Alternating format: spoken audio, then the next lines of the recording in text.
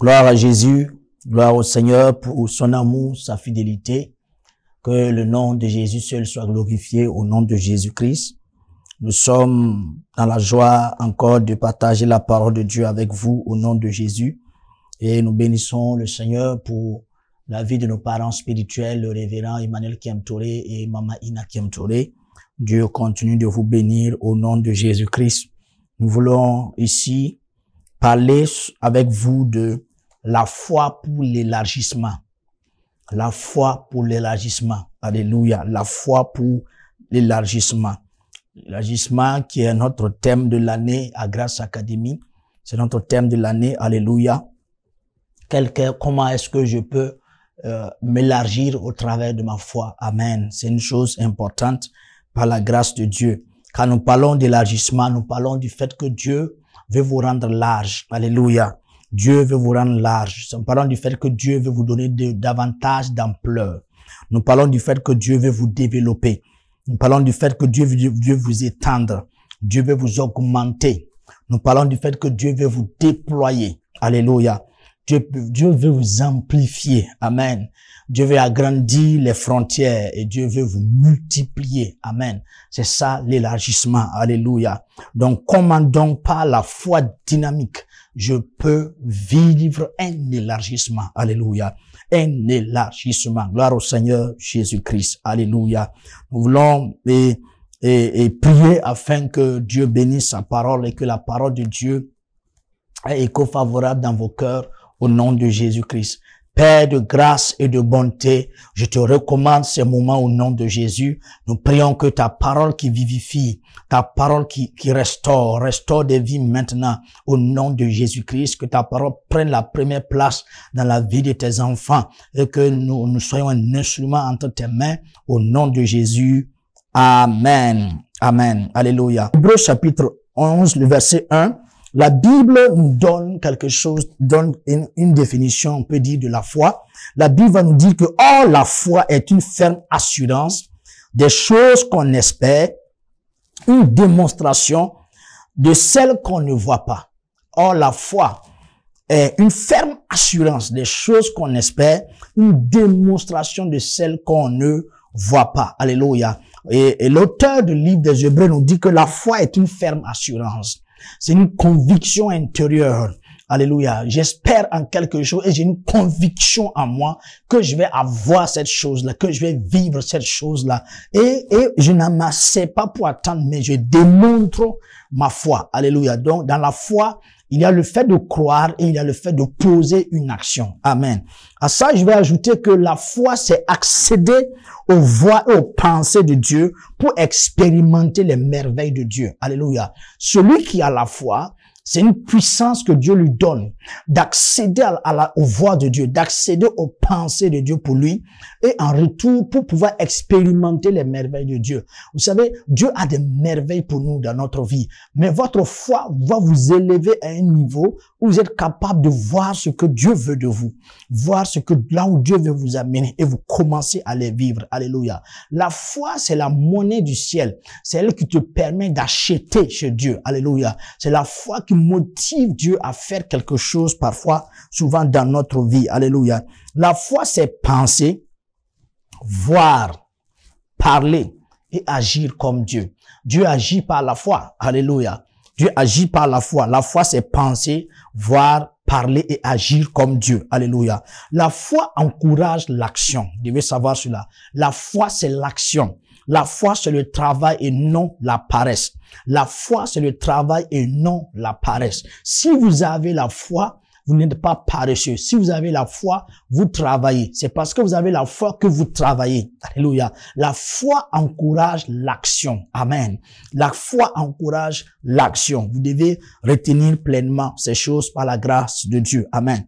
La foi, c'est ce qu'il te faut pour être agréable à Dieu. Si vous n'avez pas la foi, vous ne pouvez pas lui être agréable. Amen.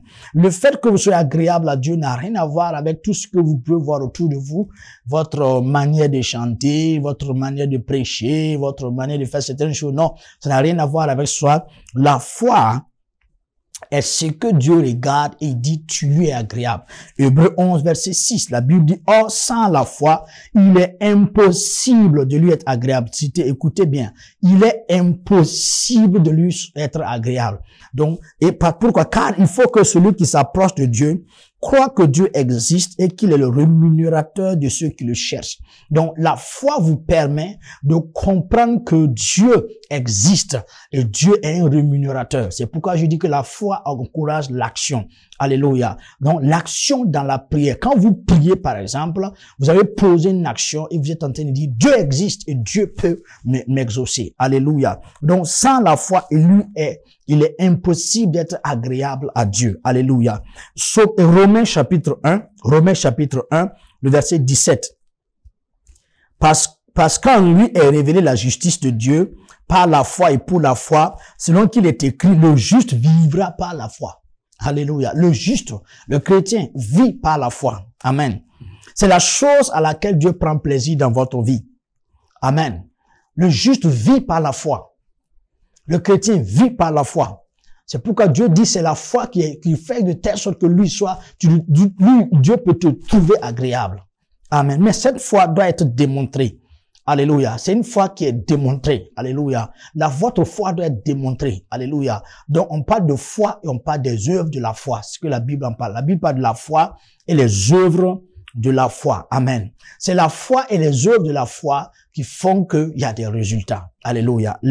Qui font qu'il y a des résultats. Jacques chapitre 2, le verset 17 à 18.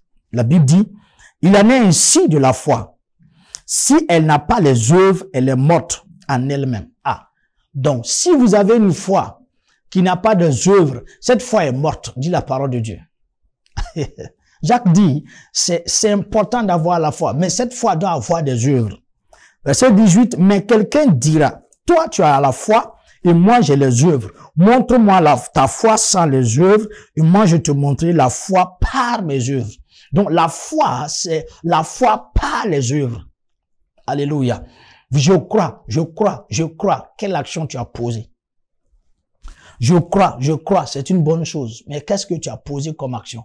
Donc, la foi doit être accompagnée des œuvres. Alléluia. Jean chapitre 13, le verset 17 dit, si vous savez ces choses, si vous savez quoi? Si vous savez que la foi et les œuvres donnent le résultat. Il dit, vous êtes heureux. Parce que pourvu que vous les pratiquez, si vous savez que la foi peut vous amener loin, si vous savez que la foi peut vous faire produire des résultats, si vous savez que la foi peut vous élargir, si vous savez que la foi peut vous rendre large, si vous savez que la foi peut vous étendre et vous augmenter à un certain niveau, et si vous savez cela, vous êtes heureux. Vous dites, vous êtes bénis pourvu que vous les pratiquez. Alléluia. Beaucoup ont l'information, mais beaucoup ne font pas l'action. Alléluia. Dans la parole vivante, la version parole vivante, il dit, Jean 13, verset 17, parole vivante dit, maintenant que vous savez ces choses et que vous les avez comprises, vous serez heureux à condition d'agir en conséquence. À condition d'agir en conséquence. Alléluia. Agir selon ce que vous savez. Amen. Et qu'est-ce que vous savez? Vous savez que la foi fonctionne. Alléluia. Vous savez que la foi fonctionne. Vous savez, quand vous lisez votre Bible, surtout l'Ancien Testament, ces hommes qui ont impacté leur génération, leur secret, c'était la foi. Ils ont opéré par la foi. Alléluia. Hébreux 11 nous dit, il les cite même. Hébreux 11, verset 2, les cite. Il les cite.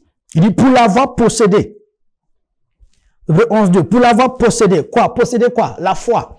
Les anciens ont obtenu un témoignage favorable. Ils ont obtenu un témoignage favorable. Pour avoir possédé la foi, les anciens ont obtenu un témoignage favorable. Alléluia. Devant Dieu et devant les hommes. C'est votre foi qui fait que vous avez un bon témoignage devant Dieu. C'est votre foi qui fait que vous avez un bon témoignage devant les hommes. La foi agissante. Alléluia. Hébreux 11, verset 32 à 37. La Bible va maintenant essayer de nous expliquer en réalité comment est-ce que ces hommes-là ont opéré. La Bible dit, et que dirais-je encore? Car le temps me manquerait pour parler de Gédéon, de Barak, de Samson, de Jephthé, de David, de Samuel et des prophètes qui, par la foi, obtiennent des promesses. Ils ont obtenu des promesses par la foi. Obtiennent des promesses, fermaient la gueule des lions Ah, c'est par la foi que Daniel est tombé dans la fosse où il y avait le lion et que rien ne lui est arrivé. C'est par la foi qu'il est resté vivant. La Bible dit, éteignant la puissance du feu, échappant aux tranchants de l'épée, guéris de leur maladie, furent vaillants à la guerre, mis en fuite les armées étrangères. Qu'est-ce qui s'est passé? Qu'est-ce qui a fait que ces hommes, les Samson, les David, les Moïse, les Abraham, les Jacob, les Isaac, les Samuel, les prophètes de l'Ancien Testament ont réussi à ce qu'aujourd'hui leur histoire traverse les temps jusqu'à aujourd'hui et on en parle autour de nous? C'est parce que ces hommes avaient la foi. Ils ont fonctionné avec la foi. Alléluia. C'est ce qu'il te faut, peuple de Dieu. C'est ce qu'il te faut, frère.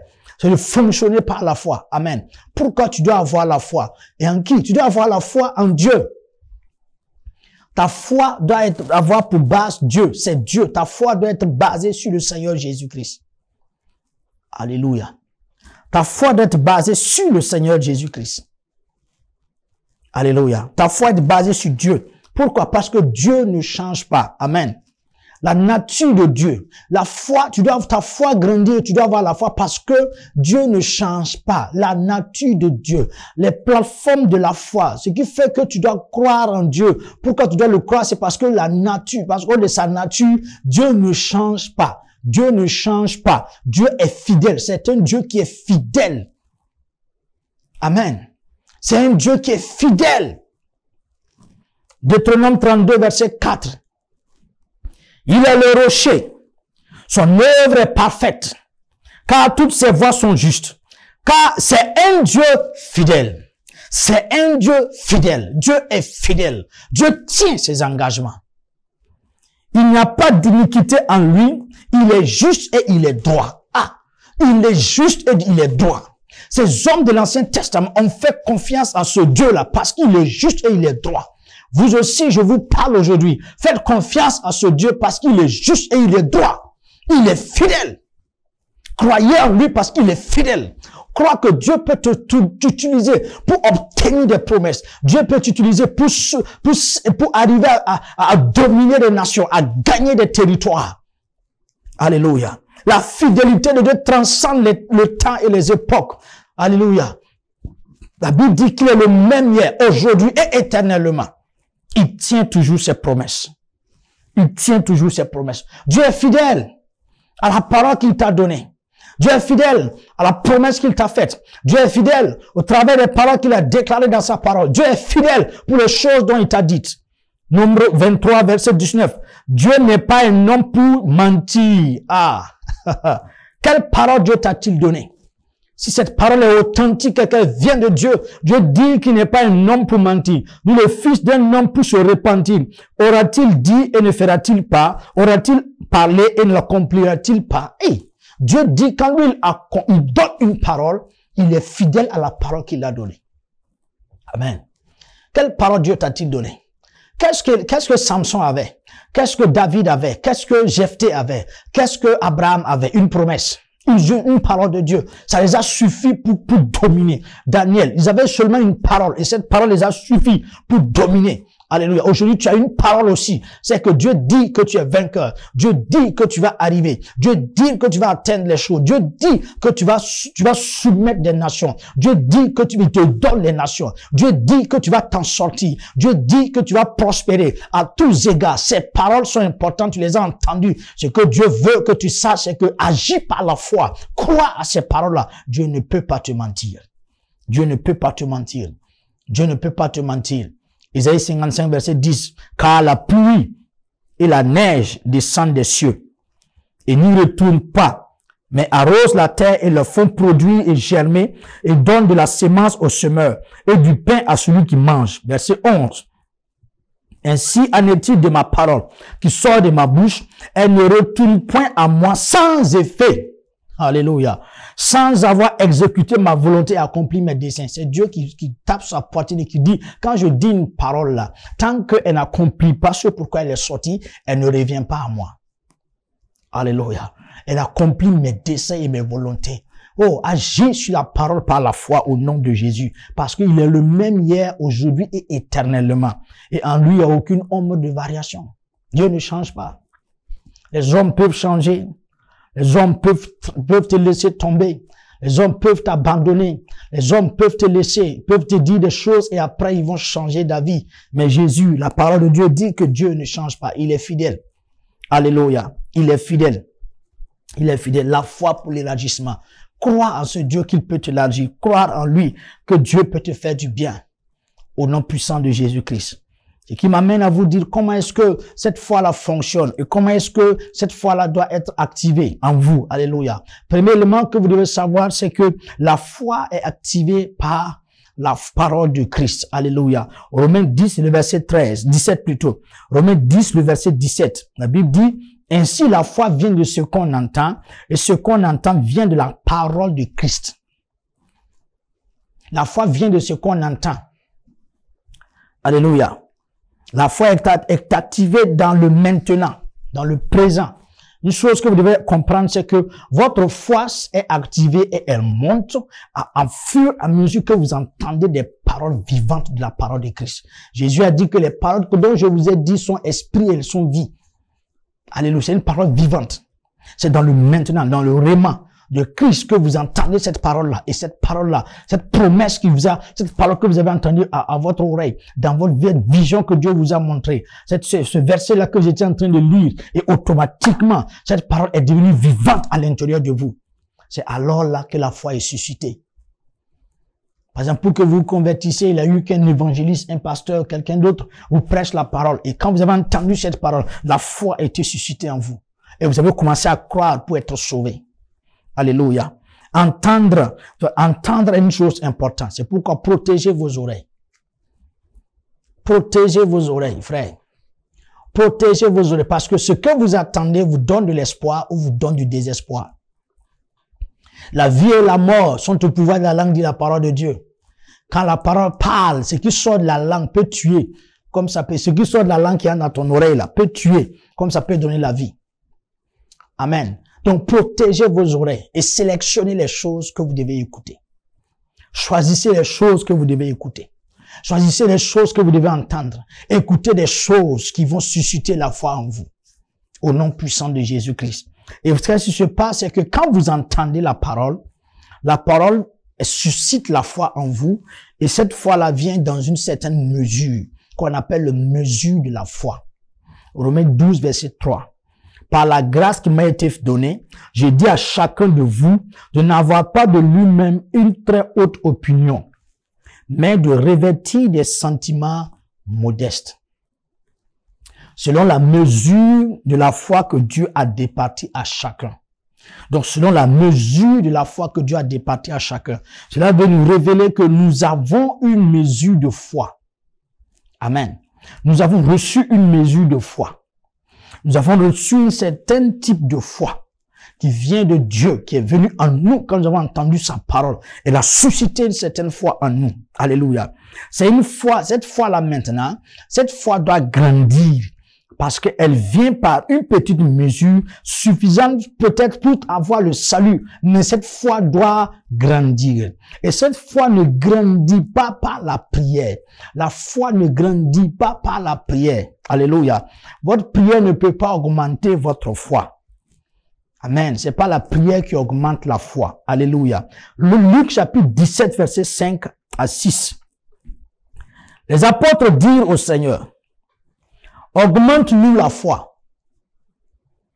Et le Seigneur dit, si vous aviez de la foi comme un grain de sénévé, vous direz à ce sycomore, déracine-toi et plante-toi dans la mer et il vous obéirait. Écoutez bien. Regardez, Jésus dit, si vous avez la foi comme un grain de sénévé, Jésus lui dit non, vous avez déjà quelque chose. Le fait que vous m'avez suivi jusqu'ici, vous avez déjà quelque chose. Donc, il dit, si vous avez la foi comme un simple grain de sénévé, et vous savez que le grain de sénévé, c'est la plus petite de toutes les graines. Elle est petite, c'est la plus petite de toutes les graines. Alléluia. Mais quand elle est sémée quelque part, cette petite graine-là, quand elle grandit, elle devient un grand arbre sur lequel on peut trouver, et que ces fruits sont utilisés pour le moutarde. C'est une petite graine, mais quand le plant qu'il grandit, il devient grand. Mais c'est une petite graine. Jésus dit, cette foi que vous avez reçue là, vous devez la travailler. Et elle va arriver à une dimension où cette foi-là peut faire quoi? Déraciner une montagne. Déraciner un sycomore. Que je dis donc, c'est pas la petite foi là qui déplace le sycomore, non. C'est la foi qui a grandi. C'est elle qui déplace le sycomore. Faut que vous compreniez. C'est pas la petite foi là qui déplace le sycomore, non. C'est elle, celle qui a grandi. Vous avez reçu une petite mesure de foi que vous avez travaillé et que vous avez travaillé à cela pour grandir avec Christ, avec cette foi là, pour croire aux choses extraordinaires de Dieu. Et Dieu est en train d'agir dans votre vie et vous voyez que vous êtes en train de grandir dans la foi. À un moment donné, votre foi devient forte au point que quand vous parlez au sycomore, le sycomore se déplace. Alléluia. La foi grandit par les épreuves. La foi grandit par les épreuves. Les épreuves sont les tests pour un prochain niveau de votre foi. Quand les épreuves viennent autour de vous, Dieu veut vous faire grandir. Alléluia. Dieu vous fait monter à un autre niveau. Gloire au Seigneur. Jacques chapitre 1, le verset 2 à 3, il dit, « Mes frères, regardez comme un sujet de joie complète les diverses épreuves auxquelles vous pouvez être exposés. » Donc, vous êtes exposés à des épreuves, sachant que l'épreuve de votre foi produit de la patience. Donc, c'est l'épreuve de la foi produit quelque chose. Donc, quand les épreuves auxquelles vous êtes exposés, diverses épreuves auxquelles vous allez traverser, viennent comme des escaliers pour que vous puissiez monter et vous faire quoi? Vous faire de telle sorte que votre foi commence à grandir. Parce qu'à chaque fois, quand vous voyez David, par exemple, se tenir devant Goliath, cet enfant-là, de 17 ans, qui vient s'arrêter devant un homme de guerre, un homme qui est habitué à la guerre, un homme grand de taille, qui est un surhumain, parce qu'il n'est pas normal comme les autres hommes. Il est grand, il est costaud. Cet enfant-là vient s'arrêter devant lui avec courage. C'est parce que il a traversé quelque chose dans le passé. Il a tué l'ours et le lion derrière. Donc, il a grandi dans sa foi avec Dieu. Dieu n'a pas permis que l'ours le tue. Dieu n'a pas permis que le lion le tue. Donc, quand il regarde cet homme, il dit, le même Dieu qui m'a délivré là-bas, ce même Dieu va me délivrer ici. Ça, c'est le secret que David avait. Il a grandi dans les épreuves qu'il a traversées. Sa foi a grandi dans les épreuves qu'il a vécues au point qu'il arrive à un niveau où David regarde en face et il n'a pas peur. Alléluia. Un homme comme Paul, à qui Agabus, le prophète Agabus a pris la ceinture et il a dit, l'homme à qui appartient cette ceinture sera lié et sera mené à Rome. Et les gens vont dire, non, il faut pas que tu parles. Il dit, non, il faut que j'aille. Pourquoi? C'est un homme il dit, j'ai connu la faim. Il dit, j'ai connu le péril, le naufrage, tout ça. J'ai connu la mort. On m'a frappé, presque mort, mais Dieu m'a ressuscité. Cet homme a traversé tout ça. Il dit, mais allez à Rome, quel est le problème? C'est déjà, vous grandissez dans votre foi au travers des épreuves qui viennent autour de vous.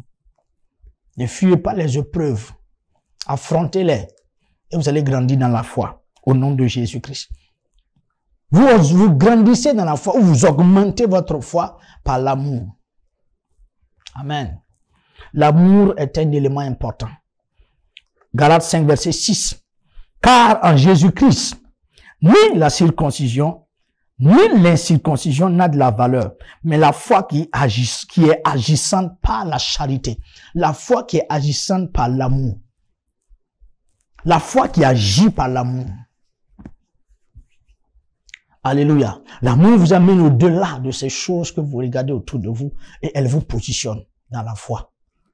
Alléluia. La foi agissante par l'amour. Aimer est une bonne chose et Dieu vous fera grâce au nom de Jésus-Christ. Il y a ce qu'on appelle le don de la foi. Le don de la foi.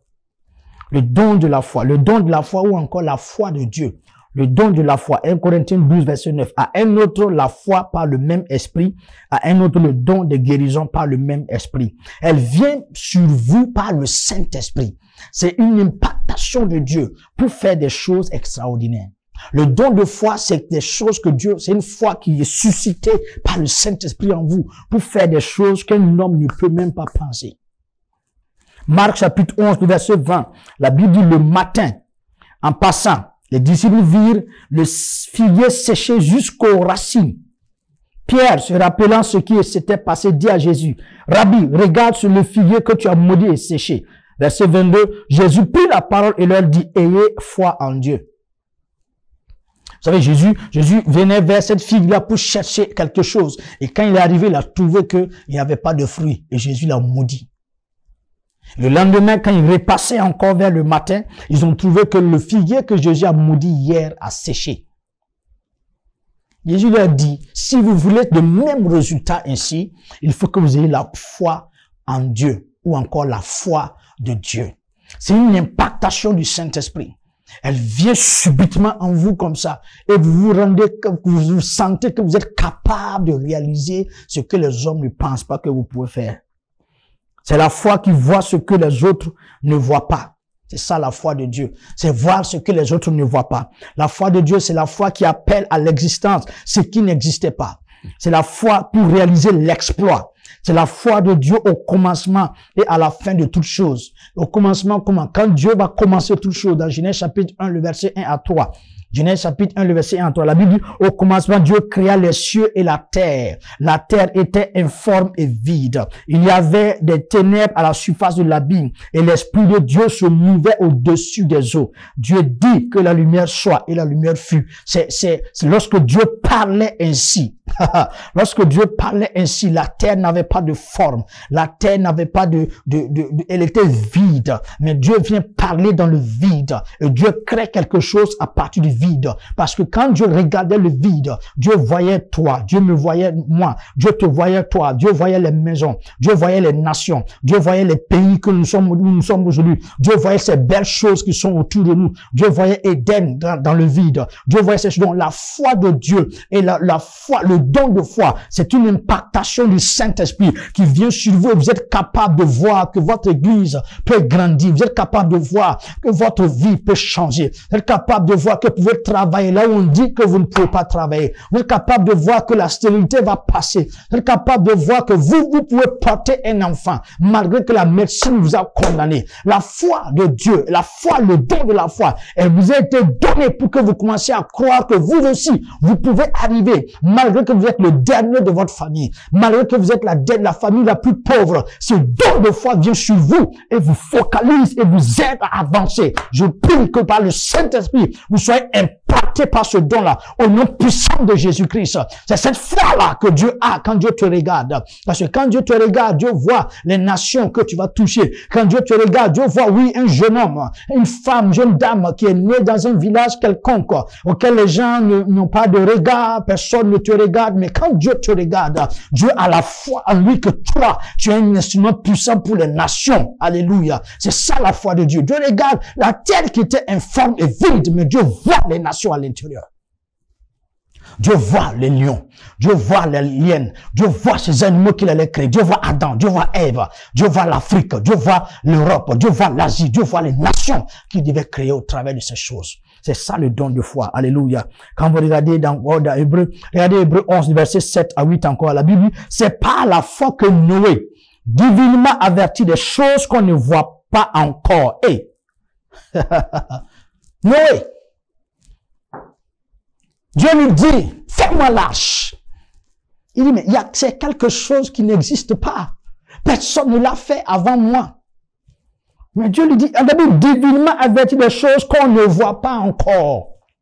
On ne le voit pas encore. C'est pas parce qu'on ne voit pas que ça n'existe pas. C'est pas parce que tu n'as pas encore ton bébé que le bébé ne va pas venir. C'est pas parce que tu n'as pas encore ce travail que tu vas rester dans le chômage. Non. C'est pas parce que tu n'es pas encore marié que tu vas rester célibataire. Il y a des choses qu'on ne voit pas. Mais Dieu, ce matin, aujourd'hui, sois divinement averti que Dieu est à l'œuvre pour te donner ce que tu ne pensais pas que tu pouvais avoir. Que Dieu est à l'œuvre pour te donner ce que tu ne pensais pas que tu pouvais posséder. La Bible dit, et saisit d'une crainte respectueuse, construisit une arche pour sauver sa famille. C'est par elle qu'il condamna le monde et devient héritier de la justice qui s'obtient par la foi.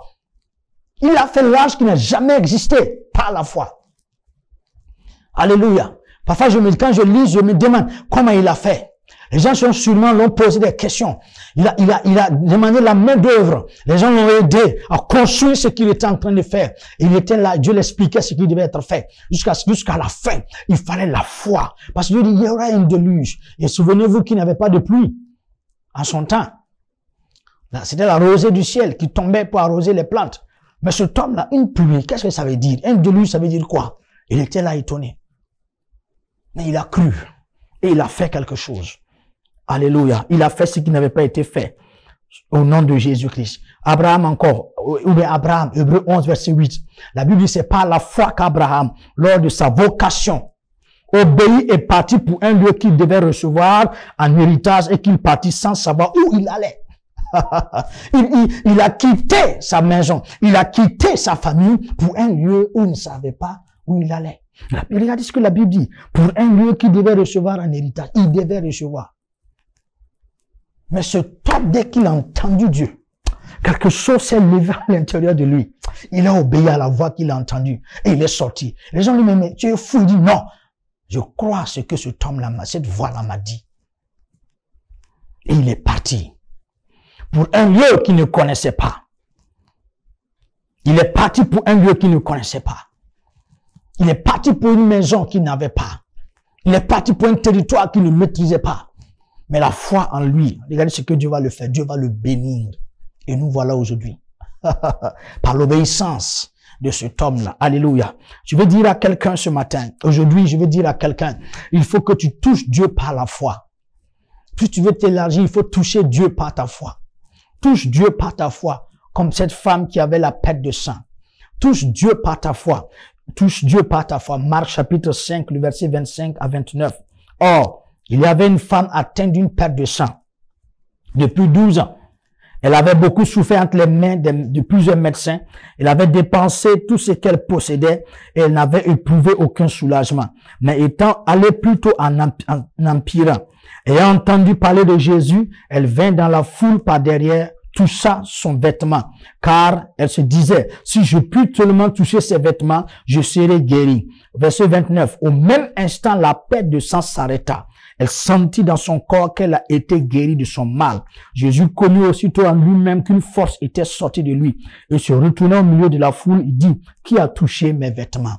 Alléluia. Je prie que tu élèves ta foi maintenant. Toi qui m'écoutes, élève ta foi et touche le Seigneur Jésus-Christ. Élève ta foi pour ta guérison. Élève ta foi pour ta liberté. Élève ta foi pour ton enfantement. Élève ta foi pour ta délivrance. Élève ta foi pour ton mariage. Élève ta foi pour ton voyage. Élève ta foi pour les choses que Dieu veut faire dans ta vie. Gloire au Seigneur Jésus. Élève ta foi pour ton ministère. Cette femme-là a dit aujourd'hui là, c'est aujourd'hui. J'ai entendu parler de lui. J'ai entendu les exploits que cet homme a fait. Mais aujourd'hui, je vais le toucher. Et elle s'est levée avec la perte de sang, son corps, le sang qui coulait pendant 12 ans. La Bible dit qu'elle a souffert dans la main des médecins. Les gens l'ont flatté, ont pris son argent. Les gens ont proposé des solutions, mais rien ne s'est passé. On l'a fait tout ce qu'en son temps, tout ce le niveau de la médecine de son temps. On a tout fait pour l'aider. On était capable de guérir cette femme-là. Et la Bible nous dit qu'elle se leva et elle est sortie dans la rue. Elle dit, il faut que je touche cet homme. Vous savez, c'est une femme que personne ne pouvait approcher parce qu'elle était impure.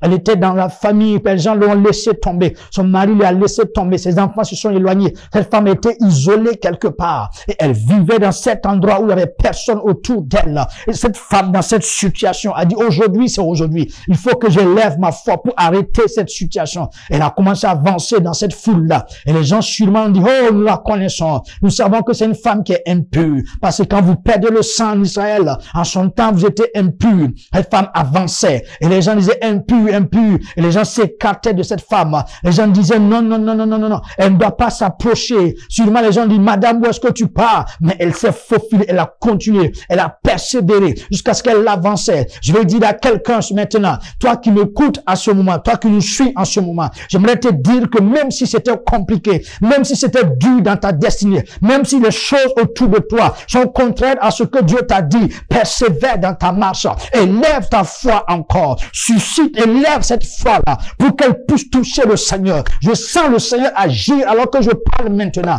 Écoute, frère, avance avec le Seigneur. Manifeste ta foi. Cours encore. Elle a couru jusqu'à ce qu'elle ait juste touché le pan de la robe de Jésus-Christ. Quand elle a touché ces choses-là, la Bible dit que Jésus s'est arrêté. Il a arrêté sa course. C'est la foi qui arrête Dieu. C'est la foi qui arrête Jésus. Là, Jésus a suspendu sa marche. Il s'est arrêté automatiquement. Et il a dit, quelque chose est sorti de moi. Pierre lui dit, non, tout le monde te touche ici. Il dit, non, quelqu'un m'a touché différemment. Il y a eu un toucher par la foi. Je prie que tu touches Dieu par la foi. Qu'il y ait un toucher par la foi. Un toucher pour toucher Jésus. Afin que ton infirmité te quitte au nom puissant de Jésus-Christ. Afin que ta maladie te quitte au nom puissant de Jésus-Christ. Afin que la stérilité t'abandonne au nom puissant de Jésus-Christ. Élève ta foi maintenant. Dieu est disponible pour ton élargissement. Dieu est disponible pour ta percée. Dieu est disponible pour que tu puisses avancer. Élève ta foi et touche Jésus-Christ. Arrête sa marche. Et Jésus s'est arrêté. Il dit, quelqu'un m'a touché. On dit comment? Il dit quelque chose est sorti de moi. J'ai senti que quelque chose est sorti de moi. J'ai senti qu'une puissance est sortie de moi. Je n'ai pas dit non, Jésus n'était pas une batterie où quand on enlève, il y a des traits qui sortent. Non, Jésus n'était pas ça. Non, alléluia. Cette puissance qui est sortie ne veut pas dire que ça diminue. Non, non, non, non. Il a senti qu'il y a eu un toucher. Il a senti qu'il y a eu une manifestation. Il a senti que quelqu'un a été touché autour de lui. Quelque chose s'est passé autour de lui. Et Jésus s'est arrêté. Et cette femme-là, quand la Bible dit que la perte de sang s'arrêta, elle sentit dans son corps qu'elle était guérie de son mal. Oh, je déclare au nom de Jésus, tu as élevé ta foi maintenant. Dieu te guérit. Dieu te libère. Dieu t'a franchi au nom puissant de Jésus-Christ. Parce que ta foi est montée maintenant. Toi qui m'écoutes à cette heure-là, où que tu sois dans ta maison au service, ou soit dans ta voiture, ou soit partout dans le monde. Parce que tu élèves ta foi maintenant. Jésus se met en action pour toi. Jésus se met en action pour toi. Jésus se met en action pour toi. Jésus se met en action pour toi. Que les limites soient brisées et que tu élèves ta foi maintenant pour ton élargissement, pour ta percée, pour ton voyage, pour le ministère que Dieu t'a confié. Oui, regarde là où le Seigneur veut t'amener. Souviens-toi de paroles que Dieu t'a dites dès le départ et accroche-toi à ces paroles-là. Le Dieu qui t'a parlé ne t'a pas menti. Et ce Dieu-là va se glorifier. Ce Dieu-là va se manifester au-delà de tes attentes. Je te laisse cette parole et je prie que le Seigneur te lève, le Seigneur te bénisse, que le Seigneur étend ses limites dans ta vie au nom de Jésus-Christ. Amen.